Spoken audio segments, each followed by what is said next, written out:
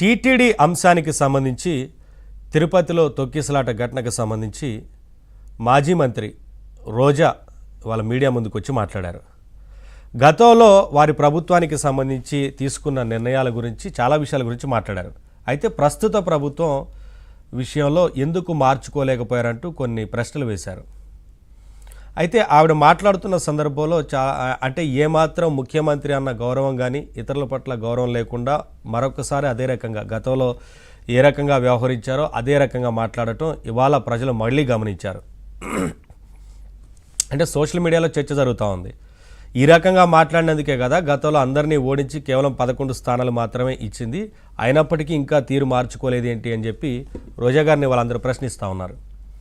ఇక ఆవిడ మాట్లాడిన విషయాలకు వస్తే టీటీడీలో జరిగిన ఈ ఘటనకు సంబంధించి బాధ్యత తీసుకోవాలి, వెంటనే చర్యలు ఎందుకు చేపట్టలేకపోయారు, మేము గతంలో తీసుకొచ్చిన టోకెన్ సిస్టాన్ని ఎందుకు మార్చలేకపోయారు, మీ ప్రభుత్వం మారిన తర్వాత ఎందుకు మరి ఇవన్నీ మార్చుకోలేకపోయారు అంటూ చాలా విషయాల గురించి గత ప్రభుత్వంలో ఉన్న పథకాలను తీసేశారు కదా, మరి ఇప్పుడు అదే సిస్టమ్కి సంబంధించి ఎందుకు తీసేయలేకపోయారు, ఇలా అడుగుతూ వచ్చారు.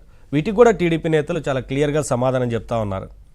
అంటే ఆ సిస్టమ్కి ఇప్పటికే లడ్డూ కల్తీ వ్యవహారానికి సంబంధించి పెద్ద దుమారం రేగింది, పెద్ద ఎత్తున అంటే ఆ కేసు కూడా నమోదైంది, ఒకవైపున విచారణ జరుగుతూ ఉంది, ఇంకా ప్రక్షాళన చేసే పనిలోనే ప్రభుత్వం ఉంది. టోకెన్ల అంశానికి సంబంధించి కావచ్చు, ఇవన్నీ కూడా ప్రక్షాళన జరుగుతూ ఉంది. అంతకుముందు ఎప్పుడు కూడా అసలు ఎవరిని అడిగి, ఏ ఆగమ శాస్త్ర నిపుణులు అడిగి, ఏ ఆగమ శాస్త్ర పండితులను అడిగి 10 రోజుల పాటు అసలు ఈ దర్శనాలు వైకుంఠ ద్వార ఉత్తర ద్వార దర్శనానికి సంబంధించి గతంలో ఎప్పుడైనా సరే ఏకాదశి ద్వాదశి ఈ 2 రోజులు మాత్రమే ఉండేది. కానీ ఆ తర్వాత ఇదంతా ఎందుకు కంటిన్యూ చేశారు? పెద్ద ఎత్తున టికెట్లను అమ్ముకోవడం కోసం, కోట్లల్లో వ్యాపారం చేయడం కోసం ఇదొక కార్యక్రమాన్ని తీసుకొచ్చి గతంలో అంతకు మునిపెప్పుడూ లేని విధంగా గత 5 ఏళ్లలో వైసీపీ ఇవన్నీ కూడా పెద్ద ఎత్తున కేవలం సంపాదనే ధ్యేయంగా ముందుకు వెళ్ళారు. ఆ రోజున టీటీడీ చైర్మన్గా పనిచేసిన వారు ఎవరైతే వైవి సుబ్బారెడ్డి, కరుణాకర్ రెడ్డి వీరందరూ కూడా అదే రకంగా వెళ్ళారు. అప్పటి బోర్డు మెంబర్లు కూడా అదే చేశారంటూ పెద్ద ఎత్తున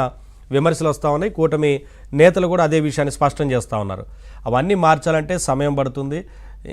ఆగమశాస్త్ర నిపుణులతో చర్చించిన తర్వాత, పండితులతో చర్చించిన తర్వాత ఇంకా కీలక నిర్ణయాలు తీసుకోవాల్సి ఉందంటూ ఇప్పటికే ప్రభుత్వం కూడా చెప్తా ఉంది.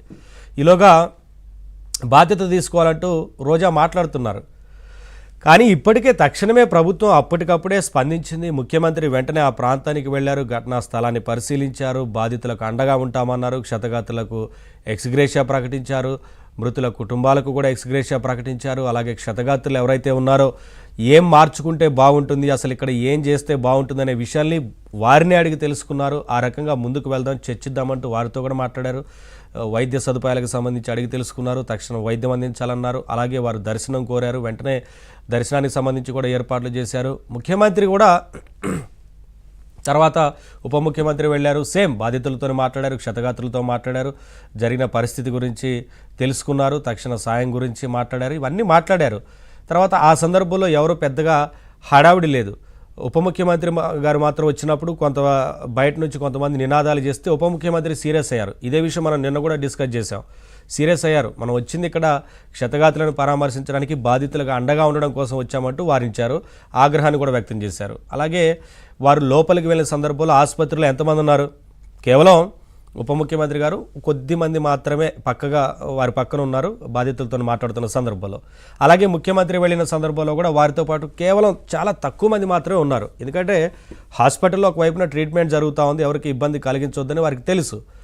అదే సందర్భంలో వైసీపీ అధినేత ఎమ్మెల్యే జగన్మోహన్ రెడ్డి కూడా వచ్చారు బాధితులను పరామర్శించేందుకు. కానీ అప్పటికే పెద్ద ఎత్తున జన సమీకరణ చేశారు. ఒక 300-400 మందిని జన సమీకరణ చేసి చెవిరెడ్డి భాస్కర్ రెడ్డి ఆ ప్రాంతానికి తరలించారు. జగన్మోహన్ రెడ్డి వస్తున్నారు, మీరందరూ రావాలంటూ ఆ ప్రాంతానికి తరలించి అక్కడ పోలీసులు ఉప ముఖ్యమంత్రి ఉన్నారు, కాస్త సమయం వెయిట్ చేయండి, లేదంటే క్లాష్ వస్తుంది, ఇబ్బంది అవుతుంది, వెయిట్ చేసి వెళ్ళండి అన్న, వినకుండా నడుచుకుంటూ వెళ్తానంటూ చెప్పి పెద్ద రోడ్ షో చేసి హంగామా చేసి లోపలకు కూడా నినాదాలు చేసుకుంటూ సీఎం సీఎం అంటూ అరుచుకుంటూ వెళ్తున్నప్పటికీ వారిని ఏమాత్రం వారించలేదు జగన్మోహన్ రెడ్డి. అలాగే పెద్ద ఎత్తున మంది మార్పులంతో ఆసుపత్రిలోకి వెళ్ళి బాధితులు పరామర్శించి బయటకు వచ్చారు.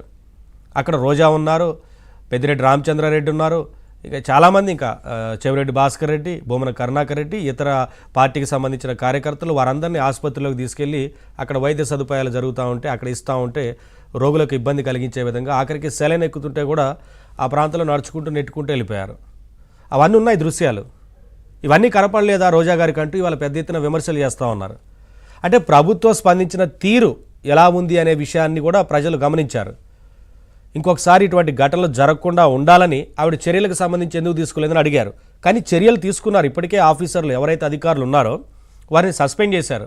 ఇంకా పూర్తి స్థాయిలో విచారణ జరిగిన తర్వాత ఎంతటి వారున్నా సరే వదిలిపెట్టేది లేదు. ఖచ్చితంగా చర్యలు ఉంటాయి